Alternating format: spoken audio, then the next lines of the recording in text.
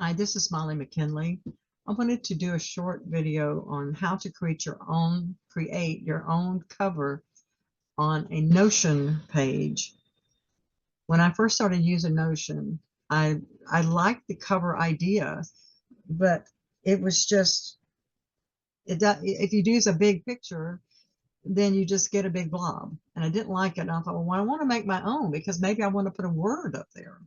And you can easily do this in Canva, but I'm going to use Photoshop Elements, and I want to make a cover for this page I created called Trees.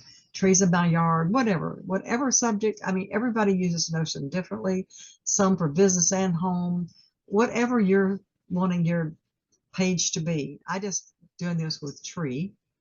So I'm going to go to the Photoshop Elements and we'll see how we did that. Okay, I'm now in my Photoshop Elements program. And the thing that you have to remember if you're going to make your own covers is the size of your template, the size of your cover. They say 1500 pixels wide. They don't give you a height at all. So I first tried 2 inches and it was way too big. So this is 1600 by 300. 300 is 1 inch. So don't make it any taller than 1 inch. So no more than 300. And I have got a blank one here. And what I have done is I have some, let me go to my photo bin. I have some pictures here from my mother's yard. This one is some pine trees. And I am going to take it and make it absolutely go beyond, just like they do on Notion. But now I can choose, what part of the tree, because I'm doing one on trees. Do I want the trees in the cloud? Do I want the trees kind of all three here? You can actually do, whatever, pick wherever you want it. I think I like this middle section. Well, obviously you can't write very well on that. So I created a shape. And if you're using any of these programs on Photoshop Elements, the shape is over here to the left. So I have a background, and then I have words. Now I've been playing with this, so here's one I had, but I'm going to put trees. But my favorite trees, as long as it fits within this middle section of this heading, this cover, you'll be able to see it. Now I've got this at 36 points. That's the size of the wording.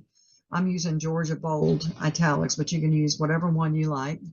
But as long as it fits into the center. So put it so that you've got room on the edge. So now I'm going to save this cover. And the other suggestion I make is create a Notions graphics file.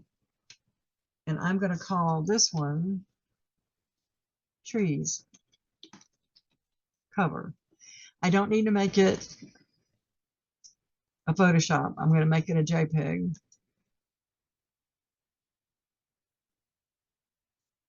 So now I've created it. Let's go over and see if it works. So let's go to Change Cover. We're going to upload it. Upload file. I'm going to go to one I just created called Trees.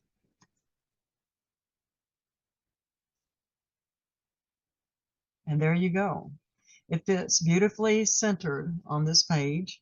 So you can do this with any subject. As long as you use that size, 1600 by 300 pixels, create the lettering or whatever you want in the middle to be smaller. If you want to use words, which is I actually wanted to do like finances or whatever. I wanted to have a header so that I could use it for any page that I was doing for finances or whatever. I could use one heading, one cover that matched everything that was to do with finances or everything to do with family stories or what other subject that I wanted it all to match. I can make a cover for all of them.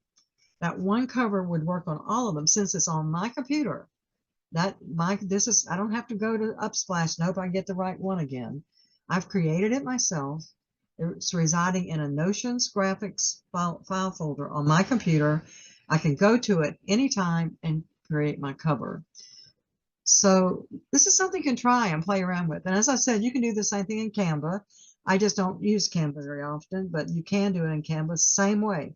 Just make sure you have 1600 wide by 300 tall and to your template, pixels of your template. Then you can do anything that will fit in there. You can create your own, save it in a file on your hard drive, and you can use it over and over and over. So hopefully this helps, and y'all be blessed.